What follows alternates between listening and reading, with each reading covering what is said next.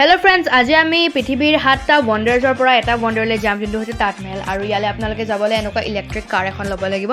এজন মানুহৰ তাতে 20 টকাকে লয় আৰু ইয়া আপোনাক একদম গেটলৈকে থৈ আহে। আৰু এয়া চক আমি এতিয়া আহিছো একদম গেটলৈকে ইয়ালে থৈ আহিছে আৰু ইয়াৰ পৰা আমি যাম আৰু এয়া চক ভিৰ ইমানে ভিৰ এন্ট্ৰি কৰিবলৈ বহুতে বেছি ভিৰ মানে এয়া চক বহুত ইয়াত আপোনালোকে এন্ট্ৰি কৰি পিনি তাজমহলৰ ইফালে ঘূৰিবলৈ আপোনালোকে 50 रुपीस দিব লাগিব। কিন্তু আপোনালোকে যদি তাজমহলৰ ভিতৰলৈ যায় তেতিয়াহ'লে আপোনালোকে ইয়াত আৰু এক্সট্ৰা 200 रुपीस পে কৰিব লাগিব। তাজমহলৰ ভিতৰত মমতাজ আৰু শাহজাহানৰ সমাধি থোৱা আছে আৰু হেতু হৈছে তাৰ সমাধিস্থল। তো আপোনালোকে তাতেও যাব পাৰে, নহলে আপোনালোকে 50 रुपीस দি পিনি তাজমহলৰ ইপাৰে খোজ কাঢ়িব পাৰে বা তাজমহলৰ বিউটিটো চাব পাৰে। আৰু এইটো হৈছে ফাইনেল গেট তাজমহলৰ। এইটোৰ পৰা আপোনালোকে সোমাই পেলাই পিনি তাজমহল চাব পাৰে। তাজমহল আপোনালোকে দেখি পায়। এই গাইডজনে কৈছে যে যোনবোৰ মানুহে তাজমহলটো বনাইছিলে, যোনবোৰ মিস্ত্ৰীয়ে বনাইছিলে, তাহাঁতৰ ফেমিলি এতিয়াও এই গেটখনৰ পিছফালে থাকে আৰু সেইটো কাৰণে ইয়াক লেবাৰ কলনি গেট বুলি কোৱা হয়। এই যে আপোনালোকে ডোমকেইটা দেখিছে, এইকেইটা আগফালে 11টা আৰু পাছফালে 11টা আছে, মানে টোটেল 22টা আছে। আৰু এই তাজমহলটো বনোৱা কমপ্লিট হ'বলৈ মানে মছজিদ আৰু গেষ্ট হাউচো আছে, এইকেইটা কমপ্লিট কৰিবলৈ টোটেল 22 ইয়াৰ্ছ লাগিছিলে। আৰু আগতে যিহেতু ইমান মানে কমপ্লেক্স কেলকুলেশ্যন আছিলে ইমান বছৰ গণিবলৈ, সেইটো কাৰণে এটা বছৰৰ কাৰণে এটা ডোম মানে কনষ্ট্ৰাক্ট কৰা হৈছে। এতিয়া মেইন গেটৰ যোনটো বৰ্ডাৰ তাতে আৰবত কোৰাণৰ কেইটামান শ্লোক লিখা আছে আৰু ইয়াত এইটো মানে আৰবিত লিখা আছে আৰু আৰবিৰ মানে আখৰবোৰ সৰু কেইটামান সৰু থাকে, কেইটামান ডাঙৰ থাকে। কিন্তু ইয়াত মানে এনেকুৱাকৈ বনোৱা হৈছে যেন এটাও সৰু ডাঙৰ নহয়, গোটেইকেইটা ইকুৱেল চাইজৰ দেখি পোৱা যায়। আৰু এইটো বগা মাৰ্বলৰ ওপৰত ব্লেক কালাৰ মাৰ্বল সৰু সৰুকৈ কাটি পিনি পেষ্ট কৰা হৈছে এনেকৈ লিখিবলৈ, আৰু সেনেকৈ লিখাটোক মীনা কাৰিকৰী বুলি কোৱা হয়। গেটখনত যোনবোৰ ফুল আঁকি থোৱা আছে তাতে য়েল্লো, ব্লু আৰু গ্ৰীণ আৰু ৰেড সেনেকুৱাকৈ কেইটামান ফুল আঁকি থোৱা আছে। আৰু এইবোৰ কালাৰ নহয়, এইবোৰ ৰিয়েল জেম ষ্টোনছ লগাই পিনি এনেকৈ আঁকা হয়। আৰু এই জেমছখিনি ছানলাইটত পূৰা শ্বাইন কৰে আৰু ৰাতি মুন লাইটত ফুল মুনত গ্ল' কৰে।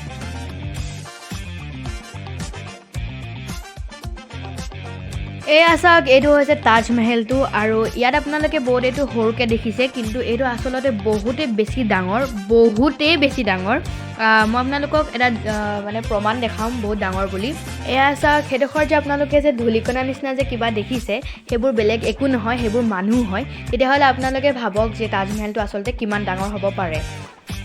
আৰু এই মানুহজনে কৈছে যে যোনবোৰ ভিতৰত সমাধি আছে শাহজাহান আৰু মমতাজৰ, যোনটো আচল সমাধি সেই সমাধিটো বন্ধ হৈ আছে আৰু ভিতৰত ডুপ্লিকেট সমাধিটোহে থৈ দিয়া হৈছে। চ' সেইটো কাৰণে আপোনালোকে যদি ভিতৰত যাবলৈ বিচাৰে তেতিয়াহ'লে আপোনালোকে যাব পাৰে, যদি নাযাব বিচাৰে তেতিয়াহ'লে আপোনালোকে একো নহয়। আৰু তাজমহলৰ যোনকেইটা মিনাৰ আছে সেইকেইটা গোটেইকেইটা ইকুৱেল চাইজৰ আৰু গোটেইকেইটা 2 ডিগ্ৰীত টিল্টেড হৈ আছে ছাইডলৈ, কাৰণ যদি কিবা ধুমুহা বা কিবা এনেকুৱা ভূমিকম্প আহে তেতিয়াহ'লে যেন এই মিনাৰকেইটা তাজমহলৰ ওপৰত পৰি পিনি তাজমহলক ডেমেজ নকৰে, মানে উল্টাফালেহে পৰে। তাজমহলৰ ওপৰৰ ডোখৰ ৰাণী মমতাজে পিন্ধা ক্ৰাউন বা তাজৰ শ্বেপত বনোৱা হৈছে। আৰু এই তাজমহলটো সকলো ফালৰ পৰা দেখিবলৈ একে আৰু ইয়াৰ সকলো ফালৰ পৰা লেংথ আৰু হাইটো একে। তাজমহলতো যোনবোৰ ফুলৰ পেইণ্টিং কৰা হৈছে, যোনবোৰ ফুলৰ ডিজাইন দিয়া হৈছে, সেইবোৰো জেমছ দিয়ে বনোৱা হৈছিলে। আৰু এই যোনটো তাজমহল যোনটো মনুমেণ্ট হয় সেইটো ছানৰাইজত দেখিবলৈ এনেকুৱা লাগে মানে একদম গল্ডেন নিচিনা লাগে দেখিবলৈ, আৰু পুনম ৰাত বা পূৰ্ণিমাত এইটো দেখিবলৈ ব্লু নিচিনা লাগে। আৰু নহ'লে যদি আপোনালোকে নৰ্মেলি চায় তেতিয়াহ'লে আপোনাৰ এইটো অকণমান মানে গাখীৰৰ নিচিনা এটা টেক্সচাৰ আহে বা গাখীৰৰ নিচিনা এটা কালাৰ হয়।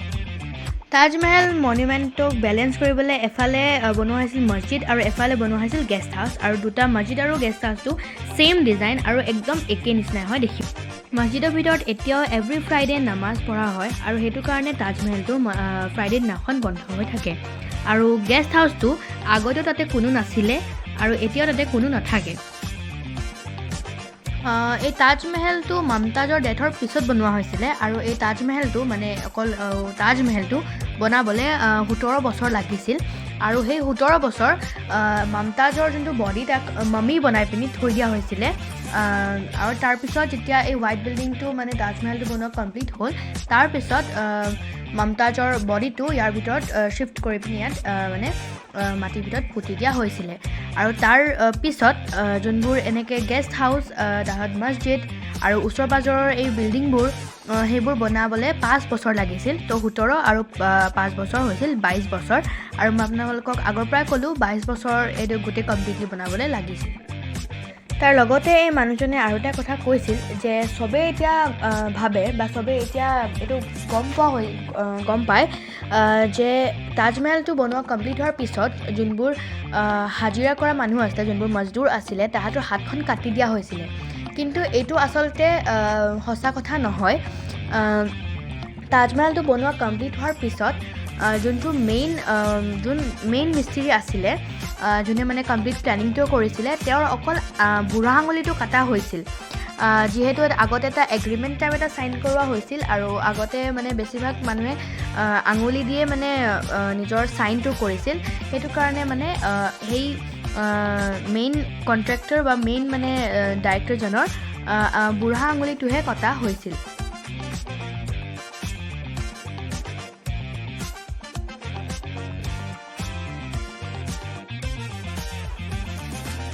এয়া চাওক মই আপোনাক এতিয়া ওচৰৰ পৰা দেখাই দিছোঁ এইটো হৈছে তাজমহল ভিডিঅ'ত ইমান ধুনীয়াকৈ নুঠে কিন্তু আপোনালোকে যেতিয়া এইটো একদম নিজৰ সন্মুখত দেখিব তেতিয়াহ'লে ইয়াৰ বিউটিটোৱে আপোনালোকৰ চকুক মানে একদম আকৰ্ষিত কৰি ল'ব আৰু একদম বহুত ধুনীয়াকৈ ইয়াৰ এটা শ্বাইন আছে যোনটো ইমান বছৰ হোৱাৰ পিছতো গুচি যোৱা নাই এয়া চাওক মই আপোনালোকক ওচৰৰ পৰা দেখাই দিছোঁ আৰু এই তাজমহলত মানে ইমানেই বেছি মাৰ্বল ইউজ হৈছে মানে ডাঙৰ ইয়াৰ পৰা আপোনালোকে সৰু দেখে কিন্তু বহুত ডাঙৰ মাৰ্বল ইউজ হৈছে আৰু ইয়াত আছিলে মই আপোনালোকক দেখালোঁ এইমাত্ৰ মছজিদটো য'ত এভৰি ফ্ৰাইডে এতিয়াও নামাজ হয় আৰু মই এতিয়া আহি গৈছোঁ এইফালে বেক চাইডত য'ত যমুনা ৰিভাৰ আছে এয়া চাওক এইটো হৈছে যমুনা ৰিভাৰ আৰু যমুনা ৰিভাৰৰ সেই আইলেণ্ডৰ মানে নেক্সট পাৰ্টটোত শ্বাহজাহানে এটা ব্লেক তাজমহল বনাম বুলি ভাবিছিলে নিজৰ কাৰণে কিন্তু ঔৰংজেবে সেইটো তেওঁক বনাব নিদিলে Okay, thanks for watching. Bye.